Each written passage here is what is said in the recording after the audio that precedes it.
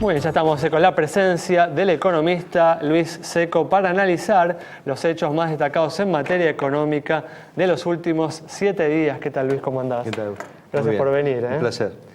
Una semana en la que se conocieron las últimas mediciones de inflación que presentan los legisladores de la oposición y que tanto viene cuestionando el gobierno en los últimos días. Mediciones que dieron un resultado favorable para el gobierno porque marcan una inflación mensual para noviembre que ha sido la más baja desde mayo del año pasado. Luis, ¿cuáles son los motivos que crees que hay detrás de este avance, que de alguna manera viene logrando el gobierno en la lucha contra la inflación? Mira, primero ponerlo en perspectiva. Es cierto que es una de las más bajas, como vos mencionaste, está por debajo del 2%, que era una suerte de umbral de tasa de inflación que el gobierno... Fue del 1,86 para... Sí, fue un 86, pero digamos, está por debajo del 2, que era como una, viste, decir, bueno, es como ir perforando umbrales, digamos, niveles. Ahora, hay que decirlo, ¿no? Del 2% de inflación hay alrededor de 80 países del mundo que lo tienen en un año. Nosotros estamos contentos porque tenemos 2% de inflación o un poquito menos en un mes. O sea que todavía esto de festejar este tipo de cosas todavía a mí me da un poquito de escosor y cosquilleo, digamos. No creo que sea un tema para estar contentos tener 2% o un 89% de inflación, o un 86% de inflación. Pero es importante igual también analizar por qué no se da esta disminución. Bueno, esa es la pregunta. Ahora, el por qué que me decías, mira, yo lo que me consta de algunas empresas que conozco, que son clientes míos y demás, es que hubo durante octubre y noviembre una actitud menos permisiva de parte de la Secretaría de Comercio a la hora de permitir aumentos de precios. Obviamente hubo mucho cuidado en los precios cuidados, por lo tanto el IPC NU, el IPC oficial, va a salir bastante tan bajo como salió con los datos de inflación de octubre, ahora también para noviembre. Pero, digamos, hay cierta reticencia de la Secretaría de Comercio de autorizar nuevos aumentos de precios. O sea, hay más presiones hacia las empresas para que no suban los precios. Y las empresas también encuentran un límite en la capacidad de aumentar precios del lado de la demanda. O sea, no es que tenemos una actitud como teníamos el pasado de un consumidor muy confiado que compra a cualquier precio. Entonces eso también le ha puesto un límite a la voluntad de aumentar, pero más allá de esa voluntad... Ahí hay méritos en última instancia del gobierno, ¿no? Que ha contenido la demanda agregada, ¿o no? Digamos, Por ejemplo, digamos, financiándose con emisión de deuda en lugar de con emisión monetaria. Bueno, ese es un tema que hay que seguir más de cerca, ¿no? Si uno mira lo que pasó en octubre, noviembre y diciembre, la expansión monetaria sigue siendo elevada. Yo no veo ninguna moderación en el ritmo de expansión monetaria a pesar de lo que se dice. De hecho, los datos de noviembre que se informaron hace una semana atrás, justo el viernes pasado, fueron corregidos en la información que se publicó hace una hora, digamos, hace unas horas, hoy viernes, el viernes de esta semana. Si mirás desde que asumió Banoli hasta acá, la expansión monetaria son más de 50.000 millones, o sea que te da, si lo calculás por día hábil, te da 1.000 millones de pesos por día de emisión monetaria, o sea, no es una moderación. Entonces, redondeando si la política monetaria sigue siendo la misma. La política fiscal también se conoció el dato de cierre fiscal de octubre este viernes y encontramos que el gasto sigue creciendo del 44% anual en los 10 primeros meses del año. Gasto del 44%, expansión de 1.000 millones de pesos por día, expansión monetaria. Y además es muy difícil pensar que la inflación vaya a permanecer en un umbral del 2% menos por mes. La inflación en algún momento se va a acelerar porque no hay forma, digamos, si no cambias las políticas de fondo, los resultados van a seguir siendo los mismos, ¿no? Sí.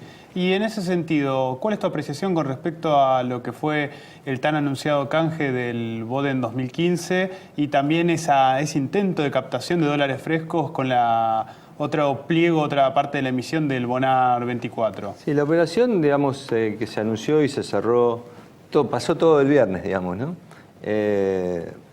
Era una operación que tenía 3 patas, una recompra anticipada del BODE en 2015, un canje por Bonar 24 del BODE en 2015 y después la suscripción lisillana, digamos, de Bonar 24.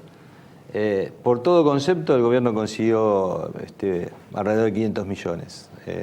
La suscripción, digamos, la recompra anticipada estuvo por debajo de los 100, hubo 200 de canje y el resto fue un poco más exitoso que el blanqueo de capitales, ¿no? Se consiguió un poco más, pero digamos, la verdad es que fue bastante menos de lo que yo creo que tenía en mente el gobierno. Más allá de las especulaciones que puede haber habido en el mercado, yo creo que el gobierno apostaba, digamos, a mostrar una buena tanto participación en el canje del Bonar, o sea, del Bodem por Bonar, más la suscripción primaria del Bonar 24. Así que, digamos, el ministro, medio que en la presentación que hizo de los resultados, tuvo una actitud, no de auto, digamos, por decir, bueno, me equivoqué con el timing o en el diseño, cómo trabajamos la propuesta, no estuvo bien informada, fue la ventana muy corta, todo lo que pudo haber dicho no dijo nada, no hizo ninguna autocrítica, le echó la culpa al mundo. Pero queda abierta igual la posibilidad de que vuelva a abrir este canje desde ya en las próximas semanas. Esperemos que lo abra, si lo abra con un poquito más de trabajo previo y de explicación y de difusión y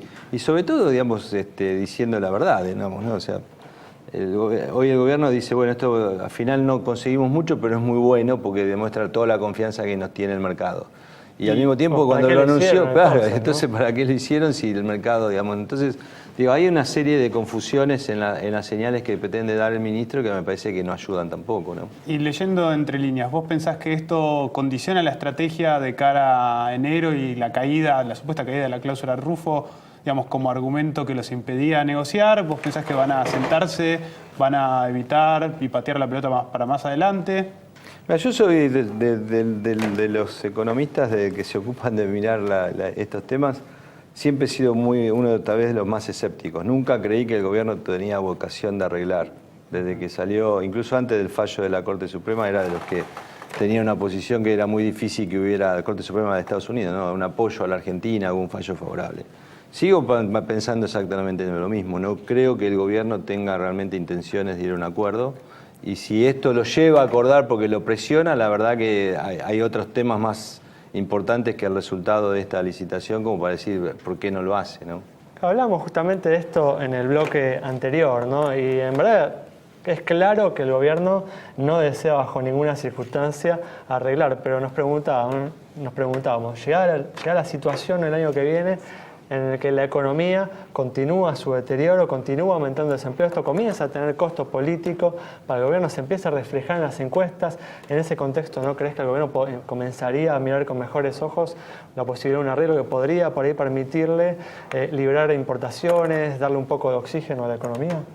Lo que pasa es que ahí ese argumento va en contradicción de un argumento que hiciste hace poco cuando decías que al final el gobierno era exitoso en enfriar la economía. Digo, si el gobierno realmente lo que quiere es enfriar la economía, entonces ¿por qué va a asustarse porque se le enfría la economía? Digamos? Entonces, no, pero digo, la quiere enfriar hoy porque no tiene los dólares también, digamos, para tolerar un aumento de la actividad económica, un aumento de la demanda de importaciones, digo.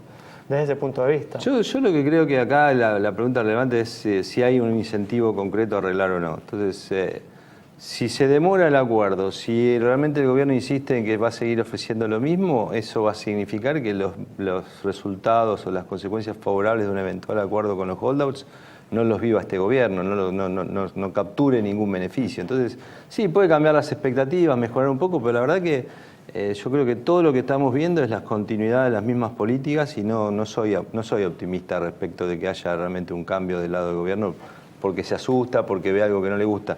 En el mercado, hay mucha gente en el mercado que cree que tal vez el incentivo venga por el lado del temor al discovery y a la persecución judicial de que están haciendo los fondos, los holdouts respecto de las tenencias de activos en el exterior de funcionarios. Que eso sí lo podría llevar al gobierno o darle un incentivo a acordar. Pero el tema del nivel de actividad económica, los flujos de dólares y demás, me parece que por ahora el gobierno se siente muy cómodo, está contento, como dijiste vos, porque la inflación es debajo del 2%, porque el dólar no aumenta, porque las reservas están... El ministro hoy hablaba del éxito, fracaso en realidad, del éxito de la colocación, diciendo que había 30.000 millones de dólares de reservas. Y uno sabe que no hay 30.000 millones de dólares de reservas porque hay 5.000 millones que se le deben a los importadores. Entonces sigue dando vuelta tratando de vender algo que no es tal, ¿no? Bueno, Luis, muchas gracias por haber estado con nosotros. Un placer. El análisis entonces de Luis Seco sobre la situación de la economía, sobre lo que viene pasando con la inflación, sobre lo que puede suceder con el conflicto con los fondos buitre y demás cuestiones. Nos vamos así, nos reencontramos mañana a las 19:30 aquí en Metro.